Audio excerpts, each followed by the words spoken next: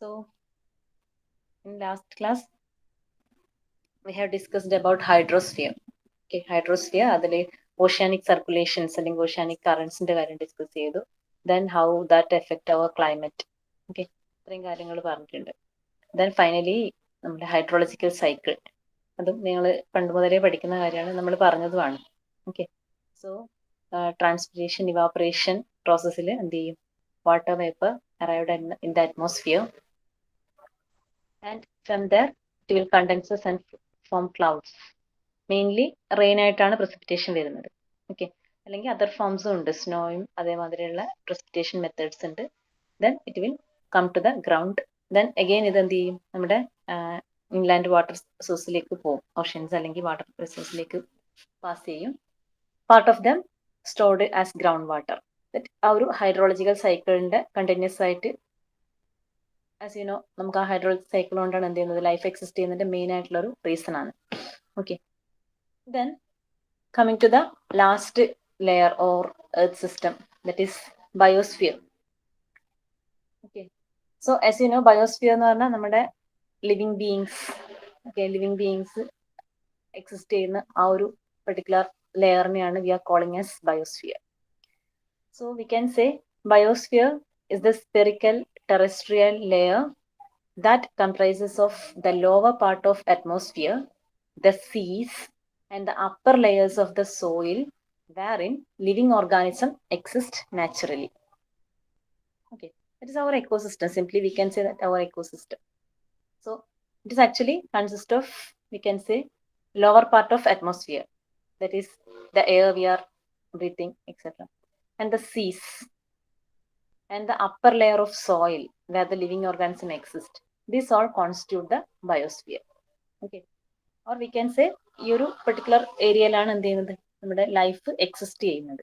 Okay, so it's A global sphere in which the biota interacts with the lithosphere, atmosphere and hydrosphere. That is other layers-ആയിട്ട് interact ചെയ്യുന്ന particular layer. അതായത് നമ്മുടെ life എന്താണ്, ആ ബാക്കിയുള്ള എല്ലാ ലെയേഴ്സുമായിട്ട് റിലേറ്റഡ് ആണ്. സോ അത് ഇന്ററാക്ട് ചെയ്യുന്ന പെർട്ടിക്കുലർ റീജിയൻ ആണ് we are calling as biosphere. As you know, there is a complex interdependency between biotic and abiotic environmental components. All forms of life, including human beings, dwell in biosphere. Okay. The health of biosphere is determined by the availability of oxygen, moisture, temperature, air, pressure, and soil. Okay, ഇതിനൊക്കെ depend ചെയ്തിരിക്കും life on earth. And now coming to the major components of biosphere. Biosphere is actually a giant ecosystem, we can say, and the major ecosystems are terrestrial ecosystem and aquatic ecosystem. Okay, in biosphere we can classify that ecosystem mainly into two, that are terrestrial ecosystem and aquatic ecosystem. ഇത് പല രീതിയിൽ classify ചെയ്യാം, major classification ആണ് പറയുന്നത്. Okay, so in terrestrial ecosystem we can say it consists of plants, animals, microorganisms and their dependencies or interdependencies with the non-living items. Okay, and we can say a terrestrial ecosystem is made up of either natural ecosystem or artificial or man-made ecosystem. Okay, our terrestrial ecosystem can be again classified into natural terrestrial ecosystem and artificial terrestrial ecosystem.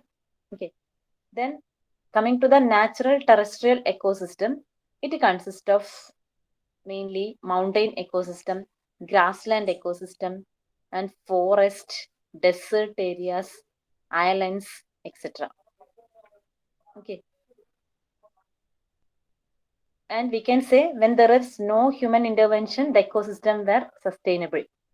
Okay, and ecosystems were capable of taking care of all the needs of organisms. But now as you know, the industrial development increase the use of resources, and നമുക്ക് ഇതുപോലുള്ള ecosystems ഇപ്പം loss ആവുന്നത് അല്ലെ, ecological ആയിട്ടുള്ള problems ഒരുപാട് arise ചെയ്യുന്നുണ്ട് natural ecosystem. Okay, so ബയോസ്ഫിയറിൽ ടെറസ്ട്രിയലിൽ one is natural terrestrial ecosystem. അത് നമ്മുടെ നാച്ചുറലി എക്സിസ്റ്റ് ചെയ്യുന്നതാണ്. Mountain, grassland, forest, desert, islands, ഇതുപോലുള്ള റീജിയൻസ്. ദർ ലിവിങ് ബീയിങ്സ് അതിന് ആ ഓരോ പെർട്ടിക്കുലർ റീജിയന് കറസ്പോണ്ടിങ് ആയിട്ടുള്ള ലിവിങ് ബീയിങ്സ് അവിടെ അല്ലെങ്കിൽ അവിടെ ഒരു എക്കോസിസ്റ്റം ഡെവലപ്പ് ചെയ്തിട്ടുണ്ടാവും. ദെൻ ഹ്യൂമൻ ഇന്റർവെൻഷൻ ഇല്ലാത്തിടത്തോളം that was sustainable. Okay, but ഇപ്പോൾ നമ്മുടെ എന്താ ഇൻഡസ്ട്രിയൽ ഡെവലപ്മെന്റ് റീസൺ ആയിട്ട് ഇഷ്ടംപോലെ ഹ്യൂമൻ ഇന്റർവെൻഷൻ നടക്കുന്നുണ്ട്. അതുകൊണ്ട് തന്നെ നമ്മുടെ എക്കോസിസ്റ്റം നോട്ട് സസ്റ്റൈനബിൾ എന്ന് പറയേണ്ടി വരും. Okay, so there are some problems in ecosystem. Then coming to the artificial terrestrial ecosystem. It is actually emerged due to industrial development or increased needs of human population. We can say that is our needs. Crop field ecosystem. Crop field ecosystem is actually artificial. Artificial means it is man-made. Okay, compared to natural, the crop field that we are making for our purpose. Okay, so as per human needs, these artificial ecosystems are developed. That is, examples are crop field ecosystem and garden ecosystem. Okay.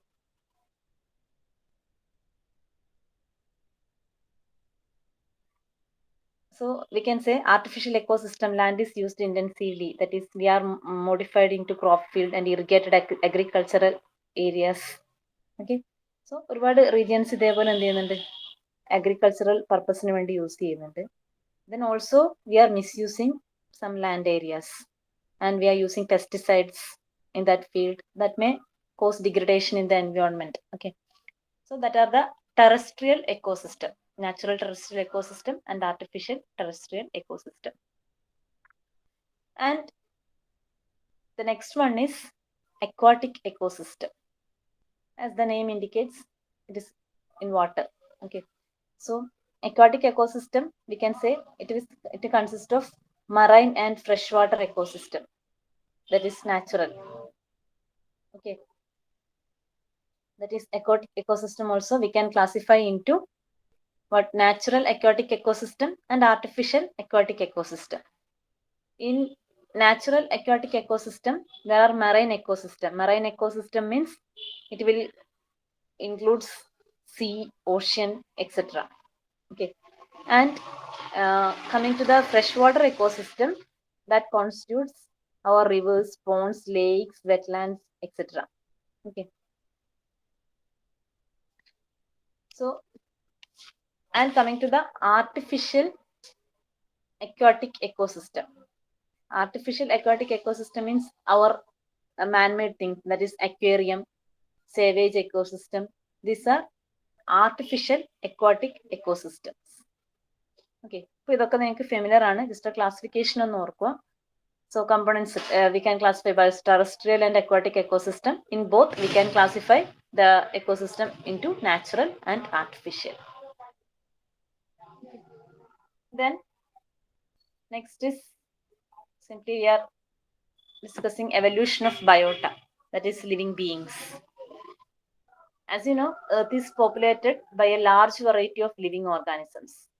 But ഈ ഒരു particular conditions അല്ലെങ്കിൽ ഇത്രയും living organisms ഒന്നും പെട്ടെന്ന് ഒരു ദിവസം കൊണ്ടോ അല്ലെങ്കിൽ അങ്ങനെയൊന്നും ഉണ്ടായതല്ല, അല്ലെ? ആസ് നിങ്ങൾ മുന്നേ പഠിച്ചിട്ടുണ്ടാവും. It is estimated that earth is inhabited by at least 10 to 14 million different species of plants and animals, and it is also evaluated due to millions of year processes. Okay, so different species available ആണ്, but അത്രയും years ആയിട്ട് എന്താ evolve ചെയ്ത് വന്നതാണ്. Okay, ഇപ്പൊ നിങ്ങൾക്ക് അറിയാം, ഇനി ആ വന്നതിൽ തന്നെ പലതും ഇപ്പോഴും ഉണ്ടാവില്ല. ഇപ്പൊ ഡൈനോസർ നമുക്ക് എന്താ ഇപ്പത്തിൽ എക്സിസ്റ്റ് ചെയ്യുന്നില്ല, ബട്ട് ആ ഒരു എറ ഉണ്ടായിരുന്നു, അല്ലെ? അപ്പൊ ആക്ച്വലി മില്യൺസ് ഓഫ് ഇയേഴ്സ് കൊണ്ട് ഡിഫറെന്റ് പ്രോസസ്സിൽ ഡെവലപ്പ് ചെയ്ത് വന്നതാണ് ഈ പറയുന്ന ലിവിങ് ഓർഗാനിസംസ്. അത് പുതുതായിട്ട് പലതും ഉണ്ടാവുന്നുണ്ട്, അല്ലെങ്കിൽ നമ്മൾ സ്റ്റഡി ചെയ്യാത്ത കുറെ ഓർഗാനിസംസ് ഉണ്ട്. ഇനി ഈ പറഞ്ഞതുപോലെ ഡൈനോസറിനെ പോലെ ചിലപ്പോൾ നമ്മുടെ ഇവിടുന്ന് എർത്തിൽ കംപ്ലീറ്റ് ആയിട്ട് എക്സിസ്റ്റ് ചെയ്യാതെ പോയ കാര്യങ്ങളും ഉണ്ടാവും. Okay, so we can say it is estimated that earth is inhabited by at least 10 to 14 million different species of plants and animals. Okay, then ഇതിനകത്തുനിന്ന് ഓരോ ടൈമും each year average of 10,000 of new species are identified. പുതിയ species എന്താ ചെയ്യുന്നുണ്ട്, വീണ്ടും identify ചെയ്യുന്നുണ്ട്. അപ്പൊ നമ്മൾ കാണാതെ പോയതും പലതും ഉണ്ടാവും. Okay, Then also about 100 species are become extinct per day. Okay, so ഇങ്ങനെ എർത്തിന്റെ നമ്മുടെ ബയോസ്ഫിയർ അല്ലെങ്കിൽ ബയോട്ട എന്ന് പറയുന്നത് കണ്ടിന്യൂസ്ലി ചേഞ്ച് ചെയ്യാണ്. Okay, then we can say life on earth is said to have originated from water first, because as നമുക്ക് അറിയാം 75% of our earth consists of water, and first life is originated from water. The first microorganism in the form of primitive cells that does not have any nucleus, that is called prokaryotes, okay, are expected to have evolved over 4 billion years old. Actually അവിടെയാണ് നമ്മുടെ life start ചെയ്യുന്നത്, that microorganism without nucleus. Okay,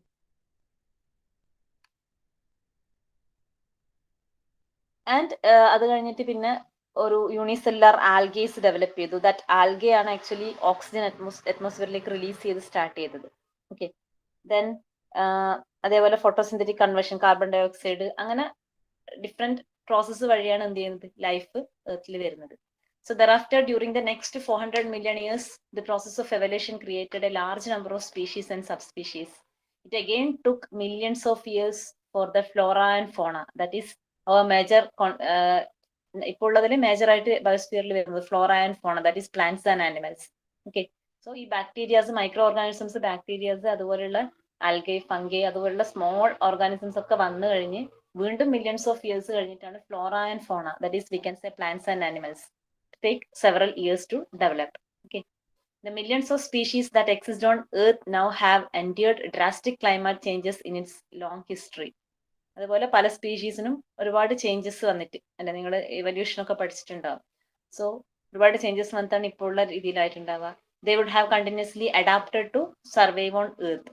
അതും നമുക്കറിയാം അല്ലെ, survival of the fittest. അതിന് corresponding ആയിട്ട് നമ്മുടെ സിറ്റുവേഷൻസിന് കറസ്പോണ്ടിങ് ആയിട്ടുള്ള ചേഞ്ചസ് ഫിസിക്കലി ആയിട്ടും അതുപോലെ പല രീതിയിലും വന്നിട്ടാണ് എന്ത് ചെയ്യുന്നത്, അഡാപ്റ്റ് ചെയ്യുന്നത്. And we can say earth biosphere has undergone transition for varying periods. Still it is undergoing some transitions. Okay, so that's about our biosphere. So ഇത്രയാണ് നമ്മുടെ ഫസ്റ്റ് മോഡ്യൂളിലെ ഫസ്റ്റ് പാർട്ടിൽ വരുന്നത്, ദാറ്റ് ഈസ് എർത്ത് സബ്സിസ്റ്റംസ്. അതിൽ lithosphere, then atmosphere, hydrosphere and biosphere, 4 earth subsystems. നിങ്ങളെല്ലാം മുന്നേ എവിടെയെങ്കിലുമൊക്കെ ആയിട്ട് പഠിച്ച കാര്യങ്ങളായിരിക്കും, അതൊക്കെ ജസ്റ്റ് റിഫ്രഷ് ചെയ്ത് പോവാം. ഓക്കെ, ദെൻ ഇതിന്റെ സെക്കൻഡ് പാർട്ടിൽ ആക്ച്വലി നമ്മുടെ പേപ്പർ ഡിസാസ്റ്റർ മാനേജ്മെന്റ് ആണ്. അപ്പൊ ഇതില് സെക്കൻഡ് പാർട്ടിലാണ് ആക്ച്വലി അത് സ്റ്റാർട്ട് ചെയ്യുന്നത്. നമ്മൾ കംപ്ലീറ്റ് നമ്മുടെ ഡിസാസ്റ്റർ എഫക്ട് ചെയ്യുന്നത് എർത്ത് എക്കോസിസ്റ്റം അല്ലെ, എർത്ത് സിസ്റ്റത്തിന് ആയതുകൊണ്ട് കംപ്ലീറ്റ് എർത്ത് സിസ്റ്റത്തിനെ പറ്റിയിട്ട് ഒരു ഓവറോൾ ഇൻട്രൊഡക്ഷൻ തന്നതാണ് ഫസ്റ്റ് പാർട്ട്. ദെൻ സെക്കൻഡ് പാർട്ടിലാണ് ആക്ച്വലി അവർ ഡിസാസ്റ്റർ റിലേറ്റഡ് ആയിട്ടുള്ള കാര്യങ്ങൾ സ്റ്റാർട്ട് ചെയ്യുന്നത്. സോ ഇതിന്റെ സെക്കൻഡ് പാർട്ടിൽ, ഫസ്റ്റ് മോഡ്യൂളിന്റെ സെക്കൻഡ് പാർട്ടിൽ വരുന്നത് ഡിസാസ്റ്റർ മാനേജ്മെന്റിലെ ബേസിക് ആയിട്ടുള്ള കുറച്ച് ടേംസ് ആണ്. ഓക്കെ, അപ്പൊ ഇപ്പൊ ജസ്റ്റ് ആ ടേംസ് ഫെമിലറൈസ് ചെയ്യും. ദെൻ നെക്സ്റ്റ് വരുന്ന മോഡ്യൂൾസിലൊക്കെ അതിൽ ഓരോന്നിലും ഡീറ്റെയിൽ ആയിട്ട് എന്തൊക്കെ കാര്യങ്ങൾ ചെയ്യുന്നുണ്ട് എന്നുള്ളത് പഠിക്കും. ഓക്കെ, അപ്പൊ ഇതിൽ നെക്സ്റ്റ് വരുന്നത് മെയിൻലി ടേംസ് ആണ്. അപ്പോൾ ഓരോന്നിന്റെയും ഡെഫിനിഷൻസ് പല രീതിയിൽ അത് എക്സ്പ്ലെയിൻ ചെയ്തിട്ടുണ്ടാകും. അതിന്റെ ബേസിക് ആയിട്ട് മെയിൻ ആയിട്ടുള്ള ഡെഫിനിഷൻസ് കറക്റ്റ് ആയിട്ട് ഓർത്ത് വെക്കുക. ഒന്നാമത് ചില ഈ ടേംസ് എല്ലാം കേൾക്കുമ്പോൾ നമുക്ക് പെട്ടെന്ന് കേൾക്കുമ്പോഴെല്ലാം ഒരേ പോലെ തോന്നും, ബട്ട് അത് തമ്മിലുള്ള ഡിഫറൻസ് എന്താണെന്ന് കറക്റ്റ് ആയിട്ട് മനസ്സിലാക്കിയിട്ട് ആ ടേംസ് ഒന്ന് ഫെമിലറൈസ് ചെയ്യാം. ഓക്കെ, അപ്പൊ നിങ്ങളുടെ സെക്കൻഡ് പാർട്ടിൽ വരുന്നതിന് definition and meaning of key terms in disaster risk reduction and management ആണ്. ഓക്കെ, ഡിസാസ്റ്റർ അതിൽ റിസ്ക് റിഡക്ഷൻ, മാനേജ്മെന്റ് ഇതുമായിട്ട് റിലേറ്റഡ് ആയിട്ടുള്ള ഇത്രയും ടേംസ്, ഈ താഴെ കാണുന്ന ഇത്രയും terms, that is disaster, hazard, exposure, vulnerability, risk തൊട്ട് നീഡ് അസസ്മെന്റ് വരെയുള്ള ഇതെല്ലാത്തിന്റെയും ടേംസ് ആണ് നിങ്ങൾക്ക് ഇതിൽ ഫെമിലറൈസ് ചെയ്യാനുള്ളത്. ഓക്കെ, അപ്പൊ നമുക്ക് വൺ ബൈ വൺ ആയിട്ട് നോക്കാം. First one is disaster. So what is disaster? ഡിസാസ്റ്ററിന് നിങ്ങൾ ഈ ഒരു ഡെഫിനിഷൻ പഠിച്ചാൽ മതി, ഇതിലെല്ലാം ഇൻക്ലൂഡഡ് ആണ്. നോട്ട് ചെയ്യണേ. A serious disruption in the functioning of community or a society causing wide spread material, economical, social or എൻവയോൺമെന്റൽ losses which exceed the ability of the affected society to cope using its own resources. Definition അതുപോലെ തന്നെ note ചെയ്തോ. A disaster is a serious disruption in the functioning of the community or society. അതായത് നമ്മുടെ normal ആയിട്ടുള്ള ഒരു community or സൊസൈറ്റിയിൽ ഉണ്ടാകുന്ന എന്തെങ്കിലും ഒരു serious disruption. Okay, that causing wide spread material, economic, social, or environmental losses. That disaster leads to cause, or it will cause widespread material losses, economic losses, social losses, environmental losses. Okay. And also that exceed the ability of affected society to cope using its own resources. Okay, so that is the definition of disaster. And also there are different definitions that by different organization and all. We can say the Disaster Management Act 2005, it defines disaster as a catastrophe, mishap, calamity, or grave occurrence in any area arising from natural or man-made causes, or by accident or negligence, which results in substantial loss of life or human suffering, or damage to and destruction of property, or damage to or degradation of environment, and is of such a nature or magnitude as to be beyond the coping capacity of the community of affected area. Okay, അപ്പോൾ ഇത് നിങ്ങൾ ഇത് എഴുതണ്ട കേട്ടോ. ഞാൻ പറഞ്ഞ first സ്ലൈഡിലുള്ള ഈ ഒരു definition correct ആയിട്ട് നോട്ട് ചെയ്യുക. ഇതിനകത്തെല്ലാം ഇൻക്ലൂഡഡ് ആണ്. ഇതിൽ ഡിസാസ്റ്റർ മാനേജ്മെന്റ് ആക്ടിൽ ഇങ്ങനെ കുറച്ചും കൂടെ സ്പെസിഫിക് ആയിട്ട് ഡിഫൈൻ ചെയ്യുന്നത് നിങ്ങൾ കേട്ടിട്ടുണ്ടാകും. ഒരു ഡിസാസ്റ്റർ ഉണ്ടായി കഴിഞ്ഞാൽ അതൊരു നാഷണൽ അല്ലെങ്കിൽ ഇന്റർനാഷണൽ ഡിസാസ്റ്റർ ആയിട്ട് ഡിക്ലെയർ ചെയ്യാൻ വേണ്ടിയിട്ട് കുറെ കണ്ടീഷൻസും കാര്യങ്ങളൊക്കെ ഉണ്ടാവും. ഓക്കെ, അപ്പൊ അതുകൊണ്ട് അത് കുറച്ചും കൂടെ മോർ സ്പെസിഫിക് ആയിട്ട് ഡിഫൈൻ ചെയ്തതാണ്. ജസ്റ്റ് ഞാൻ അറിയാൻ വേണ്ടി ഇൻക്ലൂഡ് ചെയ്തേ ഉള്ളൂ. ഇത് നിങ്ങൾ നോട്ട് ചെയ്യേണ്ട. ഡിസാസ്റ്റർ എന്ന് പറയുമ്പോൾ നിങ്ങൾ ഈ ഒരു കാര്യം പഠിച്ചാൽ മതി. ഇതിൽ എല്ലാം ഇൻക്ലൂഡഡ് ആണ്. നമുക്കത് ഓരോന്നായിട്ട് പറയാം എന്താ കറക്റ്റ് ആയിട്ട് മീൻ ചെയ്യുന്നതെന്ന്. ജസ്റ്റ് പല ഡെഫിനിഷൻസ് ഒന്ന് അറിയാൻ വേണ്ടി മാത്രം കാണിക്കുന്നതാണ്.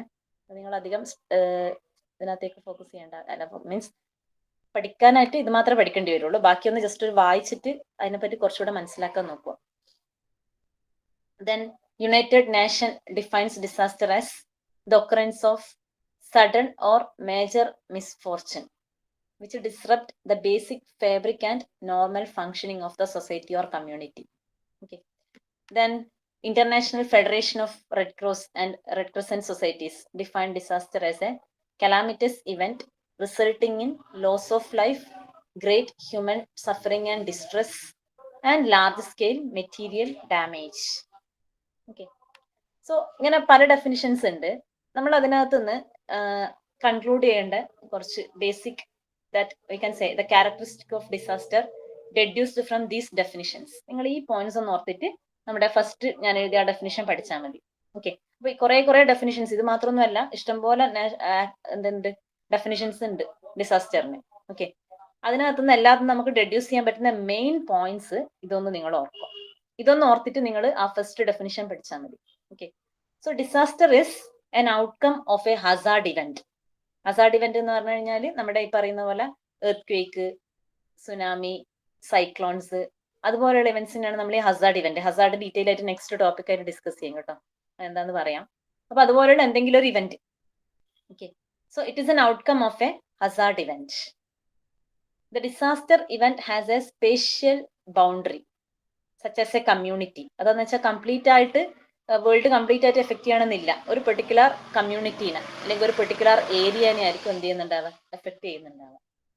Then the event result in large human and material losses and damages. അതിന്റെ റിസൾട്ടായിട്ട് നമുക്ക് large human and material loss and damages ഉണ്ടാവും. Okay, and the last point is the affected community is unable to cope with its own resources. അവരുടേതായ resource വെച്ചിട്ട് ഈ പറയുന്ന ലോസസിന് എന്ത് ചെയ്യാൻ പറ്റില്ല, ബാലൻസ് ചെയ്ത് കൊണ്ടുപോകാൻ പറ്റില്ല. അങ്ങനെയൊക്കെ ആകുമ്പോഴാണ് നമുക്ക് എന്താണ് ഡിസാസ്റ്റർ എന്ന് അതിനെ പറയാൻ പറ്റുന്നത്. ഓക്കെ, ഇനി നിങ്ങളൊന്ന് ഫസ്റ്റ് ഡെഫിനിഷൻ ഒന്ന് നോക്ക്. ഞാൻ പറഞ്ഞത് ഇതാണ് നിങ്ങൾ പഠിക്കേണ്ടത്. അപ്പൊ A serious disruption in the functioning of community or society. നമ്മുടെ നോർമൽ ആയിട്ട് പോകുന്ന ഒരു സൊസൈറ്റി, ഇപ്പൊ ഫോർ എക്സാമ്പിൾ നമുക്ക് ഇവിടെ ഒട്ടും ഫെമിലിയർ അല്ലാത്ത ഒരു കാര്യമായിരുന്നു ഏത്, ഇപ്പൊ പറയുന്ന വേണമെങ്കിൽ കോവിഡ് വെച്ചിട്ട് നമുക്ക് പറയാം അല്ലെ, അതുവരെ നമുക്ക് ഡിസാസ്റ്റർ ആണ്, എപ്പിഡമിക് ആണ്, അല്ലെങ്കിൽ നമ്മുടെ ഒരു ഫ്ലഡ് ഇപ്പൊ നമുക്ക് 2-3 years ഇപ്പം അടുത്ത് വരാൻ തുടങ്ങിയ കാര്യമാണല്ലേ, നമ്മൾ ഒരിക്കലും മുന്നേ ഉണ്ടായിട്ടില്ലാത്ത കാര്യമാണ്.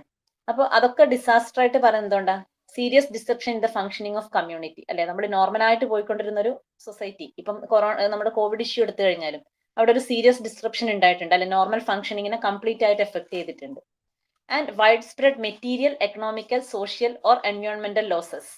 ഇവിടെ പാൻഡമിക്കിന്റെ കേസിലാകുമ്പോൾ നമുക്ക് പിന്നെന്താ പറയാ, ഇതെല്ലാം ഇൻഡയറക്ട്ലി ഈ പറയുന്ന ലോസസ് ഒക്കെ ഉണ്ടായിട്ടുണ്ട് അല്ലെ. എക്കണോമിക് ലോസസ് ഉണ്ട്, എൻവയോൺമെന്റൽ ലോസസ് നമുക്ക് പിന്നെ ഈ ഒരു പാൻഡമിക്കിന്റെ കേസിൽ അധികം ഇല്ല എന്ന് പറയാം. ഇപ്പൊ ഒരു ഫ്ലഡ് ഒക്കെ ആണെങ്കിൽ നമുക്ക് കുറച്ചുകൂടെ ഇതായിട്ട് പറയാൻ പറ്റും. Wide spread material losses, economic losses, എൻവയോൺമെന്റൽ ലോസസ്, അതൊക്കെ ഉണ്ട്. ആൻഡ് അത് ഓൾസോ എങ്ങനെയായിരിക്കണം, വെറുതെ അങ്ങനെ ഒരു എന്തെങ്കിലും ഒരു നാച്ചുറൽ കലാമിറ്റി ഉണ്ടായി ഇതുപോലെ ലോസസ് ഉണ്ടായാൽ മാത്രം പോരാ, അത് എക്സീഡ് ഡിസാസ്റ്റർ ആയിട്ട് നമ്മൾ പറയണമെങ്കിൽ that losses should exceed the ability of the affected society to cope using its own resources. അവർക്ക് അവരുടേതായ റിസോഴ്സസ് വെച്ചിട്ട് അത് മാനേജ് ചെയ്യാൻ പറ്റാത്തൊരു കണ്ടീഷൻ, അതിനെ ഓവർകം ചെയ്യാൻ പറ്റാത്തൊരു കണ്ടീഷൻ. ഓക്കെ, അപ്പോൾ അങ്ങനെ ഒരു കേസ്, ഇപ്പൊ നമുക്ക് ഫ്ലഡ് വന്ന ആ ടൈമിൽ എന്താ, ആ ഫ്ലഡ് എഫക്റ്റഡ് ഏരിയാസിലുള്ളവർക്ക് ഒരിക്കലും ഒരു എക്സ്റ്റേണൽ ആയിട്ടുള്ള ഒരു ഹെൽപ്പ് ഇല്ലാതെ എന്ത് ചെയ്യാൻ പറ്റില്ല, അവർക്കത് മാനേജ് ചെയ്യാൻ പറ്റില്ല അല്ലെ. അപ്പൊ അങ്ങനത്തെ കേസസിനാണ് നമ്മൾ ഡിസാസ്റ്റർ ആയിട്ട്. അപ്പൊ ഒരു പെർട്ടിക്കുലർ ഡിസ്ട്രപ്ഷൻ ഉണ്ടാവണം, അത് ഇതേപോലെ കുറെ ലോസസ്, സോഷ്യൽ എക്കണോമിക് ലോസസിന് കോസ് ചെയ്യണം. ദെൻ ഓൾസോ നമ്മുടെ ആ സൊസൈറ്റിക്ക് എന്ത് ചെയ്യാൻ പറ്റില്ല, അവരുടേതായ റിസോഴ്സ് വെച്ചിട്ട് അത് ഓവർകം ചെയ്യാൻ പറ്റൂല. ഇങ്ങനത്തെ കുറെ കണ്ടീഷൻസ് ഉണ്ടെങ്കിൽ മാത്രമാണ് നമ്മൾ എന്തായിട്ട് പറയുന്നത്, ഒരു ഡിസാസ്റ്റർ ആയിട്ട് അതിനെ പറയുന്നത്. ഓക്കെ, അല്ലാതെ പിന്നെ ഏറ്റവും ചെറിയൊരു എക്സാമ്പിൾ പറയാം. ഇപ്പൊ ഒരു ഡെസേർട്ട് ഏരിയ, ആരുമില്ല, ഒരു മനുഷ്യന്മാരും ഇല്ലാത്തൊരു ഡെസേർട്ട് ഏരിയയിൽ ഒരു എർത്ത് ക്വേക്ക് ഉണ്ടായി, നമുക്ക് ഒരിക്കലും അത് ഡിസാസ്റ്റർ ആയിട്ട് പറയാൻ പറ്റില്ല. അവിടെ സം ഡിസപ്ഷൻ ഉണ്ടായി, പക്ഷെ അതൊരു ഡിസാസ്റ്റർ ആയിട്ട് പറയൂല. ഓക്കെ, അതേപോലെ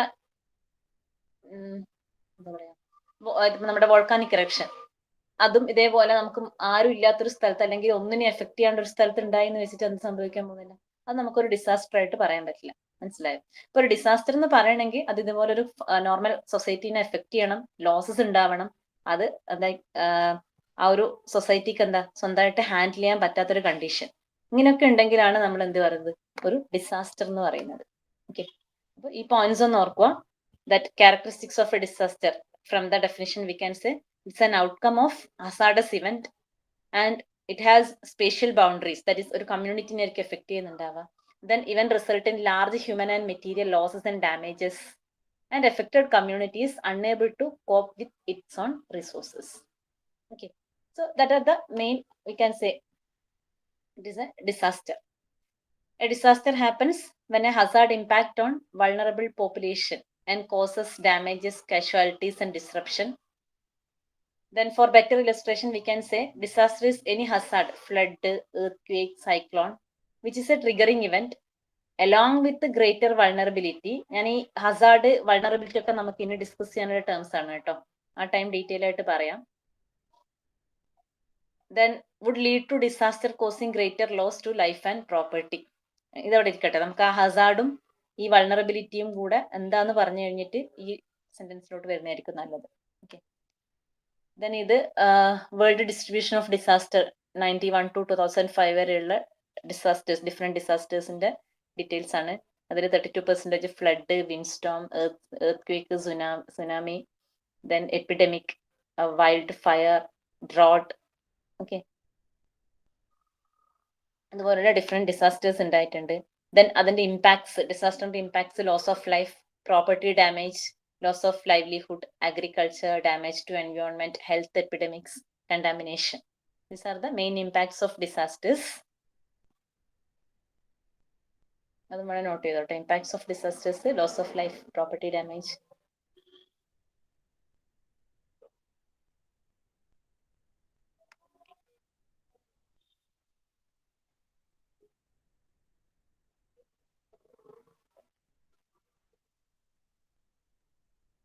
Okay, now coming to the next important term, that is hazard. So നമ്മൾ ഹസാർഡ് എന്ന് പറഞ്ഞാല് നേരത്തെ പറഞ്ഞു അല്ലെ, it is the disaster causing event. എന്തെങ്കിലും ഒരു പെട്ടെന്ന് ഒരു ഡിസാസ്റ്റർ ഉണ്ടാവാനുള്ള റീസൺ ആണ്, അല്ലെങ്കിൽ ആ ഒരു സാധനമാണ് ഹസാർഡ് എന്ന് പറയുന്നത്. More specifically we can define it is A phenomenon or condition or situation or event, human activity or substance that has the potential to cause injury to life or health, damage to property or the environment, or disruption of livelihoods and social services. Okay, ഒരു event അല്ലെങ്കിൽ ഒരു activity അല്ലെങ്കിൽ ഒരു condition, situation that has the potential to cause injury, അല്ലെങ്കിൽ ആ ഒരു disruption, damage cos ചെയ്യാനുള്ള ഒരു പൊട്ടൻഷ്യൽ ഉള്ള ഒരു കണ്ടീഷനോ സിറ്റുവേഷനോ ഇവന്റിനെയോ ആണ് V can call as Hazard. ഇപ്പൊ നിങ്ങളുടെ വീട്ടിലുള്ള ഒരു സ്വിച്ച് ബോർഡ് ഓപ്പൺ ആയിട്ട് കിടക്കുന്നുണ്ടെന്ന് വിചാരിക്കുക. അപ്പൊ അതിനും ഒരു പൊട്ടൻഷ്യൽ ഉണ്ട് അല്ലെ, നമുക്കൊരു ഇഞ്ചുറി ഉണ്ടാക്കാനുള്ള ഒരു പൊട്ടൻഷ്യൽ അല്ലെങ്കിൽ ഒരു ഷോക്ക് ഉണ്ടാക്കാനുള്ള പൊട്ടൻഷ്യൽ ഉണ്ടെങ്കിൽ അതിനെ നമുക്കൊരു ഹസാർഡ് എന്ന് പറയാം. ഓക്കെ, എന്നുവെച്ചാൽ അത് ഉണ്ടാവണമെന്നില്ല, അതിന്റെ ഒരു കണ്ടീഷൻ ദാറ്റ് അതിനൊരു പൊട്ടൻഷ്യൽ ഉണ്ട്, അതിനൊരു നമ്മളൊരു കറക്റ്റ് ആയിട്ടുള്ള സിറ്റുവേഷൻ കിട്ടിക്കഴിഞ്ഞാൽ that can cause injury to life or health or damage to property or environment or livelihood services etcetera.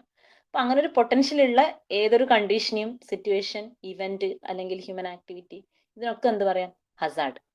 Okay, ഇപ്പൊ നമ്മൾ ഫ്ലഡ് പറഞ്ഞാല് flood it's a hazard because എന്താണ് അതൊരു സിറ്റുവേഷൻ ആണ് അല്ലെ, അതിന് പൊട്ടൻഷ്യൽ ഉണ്ട് നമ്മുടെ ലൈഫ് കംപ്ലീറ്റ് ലൈഫ് അല്ലെങ്കിൽ നമ്മുടെ എൻവയോൺമെന്റിനെ ഡാമേജ് ചെയ്യാൻ അല്ലെങ്കിൽ സോഷ്യൽ സർവീസിനെ ഡാമേജ് ചെയ്യാൻ കംപ്ലീറ്റ് കേപ്പബിൾ ആയിട്ടുള്ള ഒരു കാര്യമാണ് ഈ ഫ്ലഡ് അല്ലെങ്കിൽ earth quake.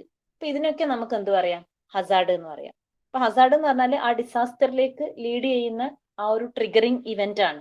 Okay, that can be a condition or situation or event or human activity or substance.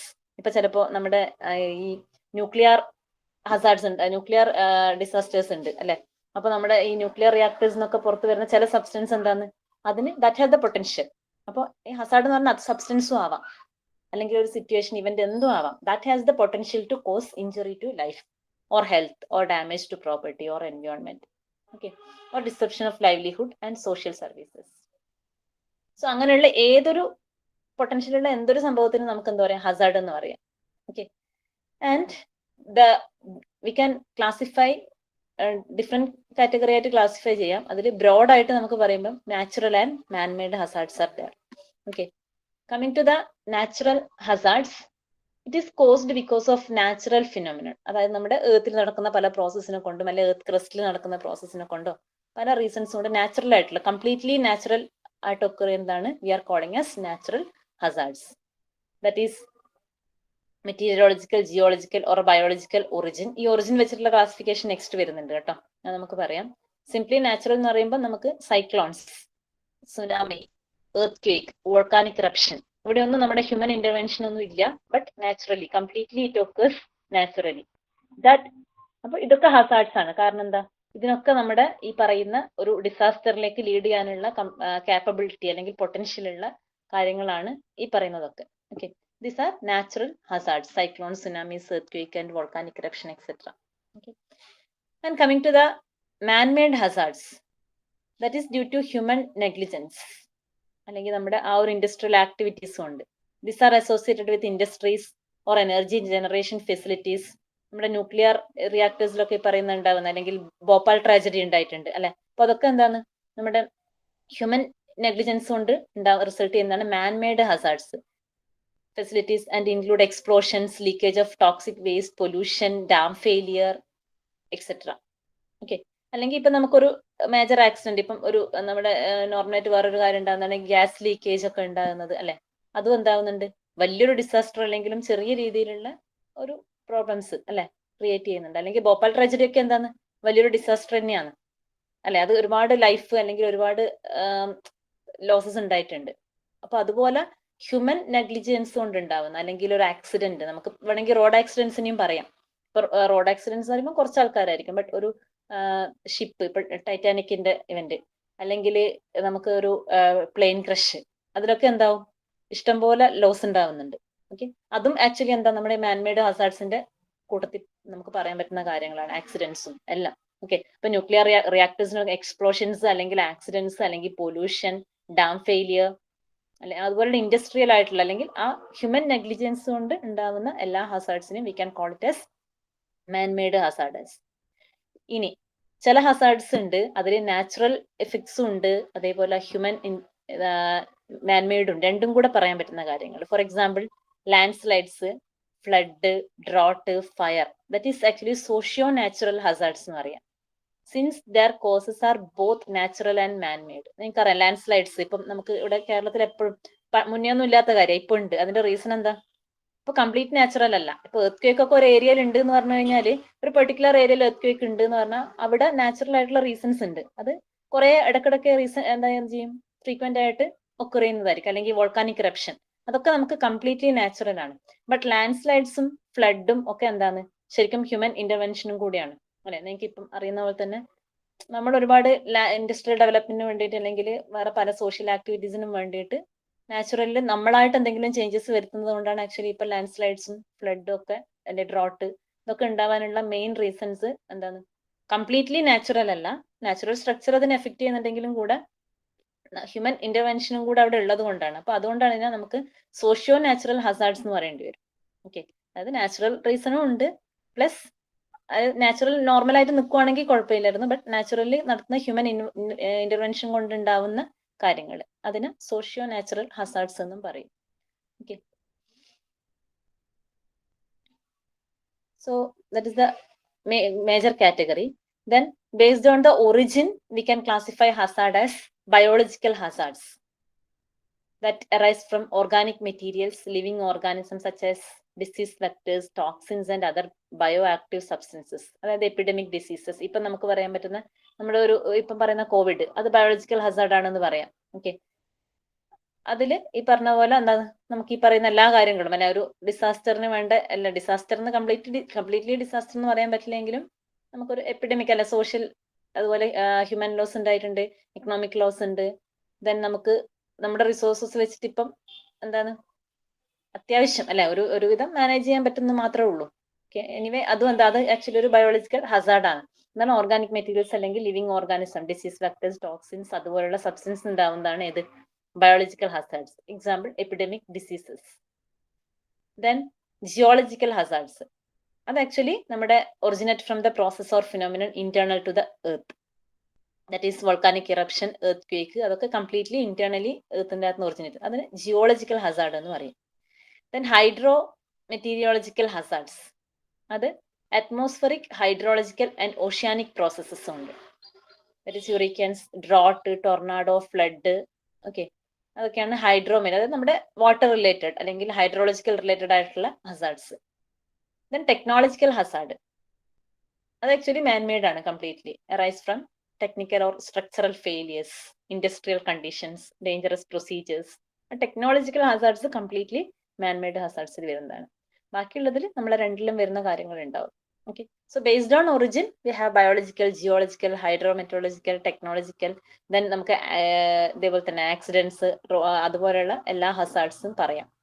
Okay, so that is hazard. അപ്പോൾ ഹസാർഡ് എന്ന് പറഞ്ഞാൽ നിങ്ങൾ ഓർക്കേണ്ടത് നമുക്കൊരു ഡിസാസ്റ്ററിലേക്ക് ലീഡ് ചെയ്യാനുള്ള, ട്രിഗർ ചെയ്യാനുള്ള പൊട്ടൻഷ്യൽ ഉള്ള ഏത് സിറ്റുവേഷനെയും അല്ലെങ്കിൽ ഏത് സബ്സ്റ്റൻസിനെയും കണ്ടീഷനെയും we can call it as hazard. That is the potential to lead a disaster. Disaster വരാനുള്ള അതിനൊരു പൊട്ടൻഷ്യൽ ഉണ്ട്, ബട്ട് അതിന്റെ ആ ഒരു എഫക്റ്റ് നമ്മുടെ സൊസൈറ്റിയിൽ എങ്ങനെ എഫക്ട് ചെയ്യുന്നു എന്നുള്ളതിനനുസരിച്ചിട്ടാണ് ആ ഹസാർഡ് ഒരു ഡിസാസ്റ്റർ ആയിട്ട് മാറുന്നത്. ഓക്കെ, ഒരു ഹസാർഡും ഡിസാസ്റ്ററും തമ്മിലുള്ള വ്യത്യാസമുണ്ട്.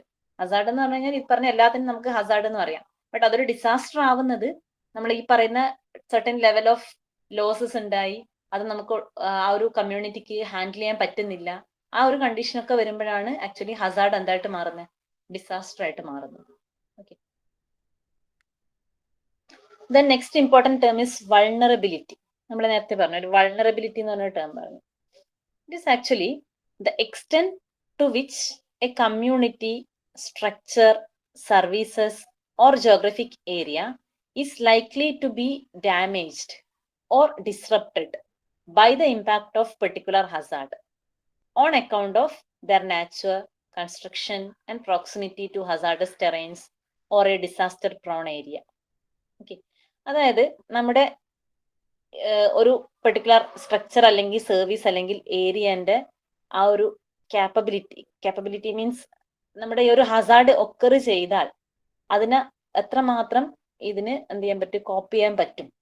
ഓക്കെ, ഫോർ എക്സാമ്പിൾ ഇപ്പൊ എർത്ത് ക്വേക്ക് ഉള്ള ഒരു സ്ഥലം, നമ്മുടെ ബിൽഡിംഗ് സ്ട്രോങ് ആണെങ്കിൽ എന്താണ് ഒരു മിനിമം ഒരു ചെറിയ ലെവൽ ഓഫ് എർത്ത് ക്വേക്ക് ഒക്കെ എന്ത് ചെയ്യാൻ പറ്റും, അതിന് നമ്മുടെ ബിൽഡിങ്ങിന് ഹാൻഡിൽ ചെയ്യാൻ പറ്റും.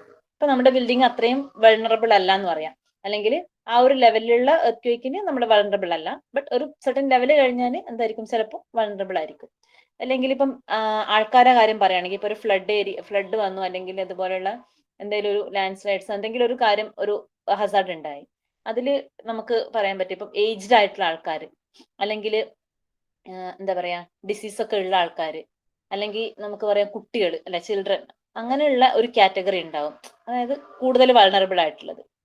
മറ്റുള്ളവരെന്തായിരിക്കും, അല്ലെങ്കിൽ ഇപ്പൊ നമുക്ക് ഡിസീസ് വരുന്ന സമയത്തും പറയാം മോർ വൾണറബിൾ എന്ന് പറഞ്ഞു കഴിഞ്ഞാൽ ഇപ്പം കോവിഡ് വരുന്ന സമയത്ത് പറയാം എന്താ വേറെ എന്തെങ്കിലും പ്രോബ്ലംസ് ഉള്ളവർക്ക് അത് മോർ വൾണറബിൾ ടു ഇതിന്റെ ഈ ഒരു വൈറസിന്റെ എഫക്റ്റിൽ മോർ വൾണറബിൾ ആണ്. അല്ല ഒരു ഇമ്മ്യൂണിറ്റി ഉള്ളവരാണെങ്കിൽ എന്താണ് ലെസ് വൾണറബിൾ ആണ്. അതാണ് ആക്ച്വലി വൾണറബിലിറ്റിന്റെ കൺസെപ്റ്റ് എന്ന് പറയുന്നത്. സോ നമുക്ക് എത്ര എക്സ്റ്റെന്റിലേക്ക് ഇതിന് ഒരു ഹസാർഡിന് ഡാമേജ് ചെയ്യിക്കാൻ പറ്റും അല്ലെങ്കിൽ ഇൻഫ്ലുവൻസ് ചെയ്യിക്കാൻ പറ്റും, അത് എത്രമാത്രം വൾണറബിൾ എന്ന് പറഞ്ഞു കഴിഞ്ഞാൽ അതാണ് നമുക്ക് ലെസ് വൾണറബിൾ ആണ് മോർ വൾണറബിൾ ആണ്. അപ്പം ഒരു ഈ പറഞ്ഞ ഫ്ലഡ് ഒക്കെ ഉണ്ടാകുന്ന സമയത്ത് നമ്മളെപ്പോഴും ചിൽഡ്രൻ അല്ലെങ്കിൽ ഏജ്ഡ് പീപ്പിൾ അവരാണ് മോർ വൾണറബിൾ എന്ന് പറയുന്നത്. ഓക്കെ, ബാക്കിയുള്ളവർക്ക് ചിലപ്പോൾ പറ്റുന്നത്രയും അവർക്ക് പറ്റൂല. ഓക്കെ, സോ വൾണറബിലിറ്റി എന്ന് പറയുന്നത് extent to which a community അല്ലെങ്കിൽ സ്ട്രക്ചർ. അപ്പോൾ നമ്മൾ ഈ പറയുന്ന ആൾക്കാരുടെ കേസ് പറയുമ്പോൾ കമ്മ്യൂണിറ്റിന്റെ കേസ് പറയാം. സ്ട്രക്ചർ ഇപ്പൊ എർത്ത് പറയുമ്പോൾ ആ സ്ട്രക്ചറിന്റെ സ്ട്രെങ്ത് പറയാം. ദെൻ സർവീസസ് ഓർ ചില ജോഗ്രഫിക് ഏരിയാസ്. ഇപ്പൊ ഫ്ലഡ് ഒക്കെ വരുമ്പം അല്ലെങ്കിൽ നമുക്ക് ലാൻഡ് സ്ലൈഡ് നമുക്ക് എന്താണ് കുറച്ചും കൂടെ മൗണ്ടൻ ഏരിയസിലാണ് കൂടുതൽ എഫക്ട് ചെയ്യുന്നത് അല്ലെ. അല്ലാത്ത ഏരിയാസിൽ പ്രശ്നമില്ല. ഇനി ഫ്ലഡ് വരുമ്പോഴോ കുറേയും കൂടെ എന്താ പറയാ താഴെയുള്ളവരായിരിക്കും പ്രശ്നം വരിക. ഇനി അല്ലെങ്കിൽ നമ്മുടെ സുനാമി ഒക്കെ വരുമ്പം സീഷോറിൽ നിൽക്കുന്നവർക്ക് ആ പ്രശ്നം വരിക അല്ലെ. അപ്പൊ ആ ഒരു പെർട്ടിക്കുലർ ഹസാർഡിന് സർട്ടൻ ഏരിയാസ് അല്ലെങ്കിൽ സർട്ടൻ കമ്മ്യൂണിറ്റി അല്ലെങ്കിൽ സർട്ടൻ സ്ട്രക്ചേഴ്സ് എന്തായിരിക്കും ഓരോ എക്സ്റ്റെന്റിലാണ് എഫക്ട് ചെയ്യുന്നത്.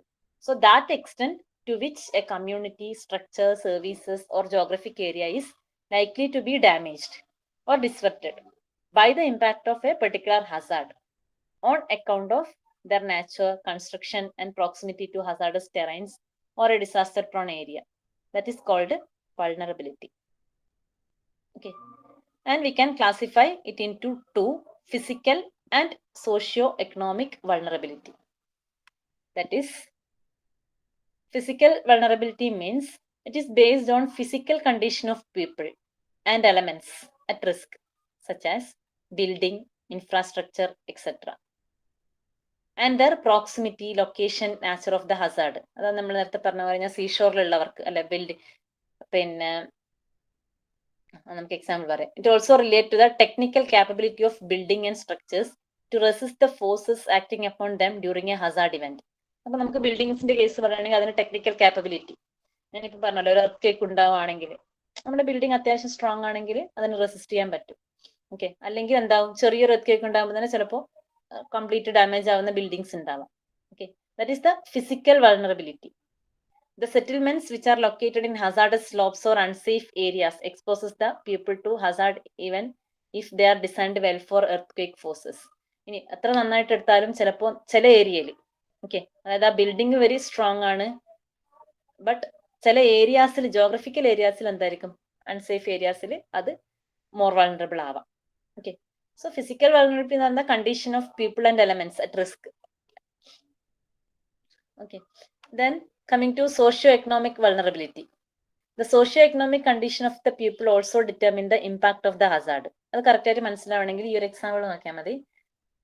People who are poor and living in the sea coast don't have the money to construct strong concrete houses. They are generally at risk and lose their shelters whenever there is a strong wind or cyclone. അല്ലെ, സീഷോറിലൊക്കെ നിൽക്കുന്ന ആൾക്കാർക്ക് ചിലപ്പോൾ അവർക്ക് എന്തായിരിക്കും ഈ പറഞ്ഞ പോലെ economically poor ആയിരിക്കും. അപ്പൊ അവർക്ക് ഈ പറയുന്ന സുനാമി വന്നാലും അല്ലെങ്കിൽ സൈക്ലോൺ വന്നു കഴിഞ്ഞാൽ സ്ട്രോങ് ആയിട്ട് നിൽക്കേണ്ട ഒരു ബിൽഡിംഗ് മെയ്ഡ് ചെയ്യാനുള്ള ഒരു കാപ്പബിലിറ്റി അല്ലെ ബേസ്ഡ് ഓൺ മണി അവിടെ ഉണ്ടാവില്ല. ഓക്കെ, അപ്പൊ അങ്ങനെ ആകുമ്പോൾ അവർക്ക് എന്താണ് സോഷ്യോ എക്കണോമിക് വൾണറബിലിറ്റി ആണ്. ആ ഏരിയന്റെ കുഴപ്പമില്ല, ആ ഏരിയയിൽ വേണമെങ്കിൽ സ്ട്രോങ് ആയിട്ടുള്ള ബിൽഡിംഗ് ഉണ്ടാക്കിയാൽ ചിലപ്പോൾ ഈ ഹസാർഡിന്റെ അകത്തുനിന്ന് അത്യാവശ്യം പ്രൊട്ടക്ട് ചെയ്യാൻ പറ്റും. ബട്ട് അവിടെ സോഷ്യോ എക്കണോമിക് കാപ്പബിലിറ്റി ലെസ് ആണെങ്കിൽ എന്താണ് അവർക്ക് ഇതേപോലെയുള്ള എന്ത് ചെയ്യാൻ പറ്റില്ല, സ്ട്രോങ് ആയിട്ടുള്ള ബിൽഡിങ്സ് അവിടെ ഉണ്ടാക്കാൻ പറ്റില്ല. Okay, so they are generally at risk and lose their shelters whenever there is a strong wind or cyclone. Because of their poverty, they too are not able to rebuild their houses. അതേപോലെ തന്നെ പോയി കഴിഞ്ഞാൽ പിന്നെ rebuild ചെയ്യാന്ന് വെച്ച് കഴിഞ്ഞാലും എന്തായിരിക്കും ബുദ്ധിമുട്ടായിരിക്കും. That is socio economic vulnerability. So physical vulnerability are there, നമ്മുടെ പറഞ്ഞ ബിൽഡിങ്ങിന്റെ സ്ട്രെങ്ത് അല്ലെങ്കിൽ നമ്മുടെ എന്താണ് ഏജിന്റെ കാര്യങ്ങളിൽ അതർ ഡിസീസസ് അങ്ങനെയുള്ള കാര്യങ്ങൾ വരാം. പിന്നെ ഇതുപോലെ സോഷ്യോ എക്കണോമിക് വൾണറബിലിറ്റി വരാം. ഓക്കെ, അതായത് നമ്മുടെ എക്കണോമിക് കണ്ടീഷൻസും കൂടെ ഇതിനെ എഫക്ട് ചെയ്യുന്ന ഒരു പാരാമീറ്റർ ആണ്. ഓക്കെ, സിംപ്ലി വൾണറബിലിറ്റി എന്ന് പറഞ്ഞു കഴിഞ്ഞാൽ നമുക്ക് ആ ഒരു ഹസാർഡ് ഇവന്റിനെ എത്രമാത്രം എന്താണ് അതിനകത്തുനിന്ന് പ്രിവെൻഷൻ അല്ല, അത് മാക്സിമം നമുക്ക് അതിനകത്ത് എത്രമാത്രം പ്രൊട്ടക്റ്റഡ് ആയിട്ട് നിൽക്കാൻ പറ്റും, അല്ലെങ്കിൽ എത്ര എക്സ്റ്റെൻഡിൽ നമ്മുടെ എഫക്ട് ചെയ്യും എന്നുള്ളതാണ് എന്ത് പറയുന്നത്, വൾണറബിലിറ്റി എന്ന് പറയുന്നത്. ഓക്കെ, ബാക്കി കാര്യങ്ങൾ നമുക്ക് നെക്സ്റ്റ് ക്ലാസ്സിൽ ഡിസ്കസ് ചെയ്യാം. ഈ പറയുന്ന ടേംസ് നിങ്ങൾക്ക് മനസ്സിലാവുന്നുണ്ടോ?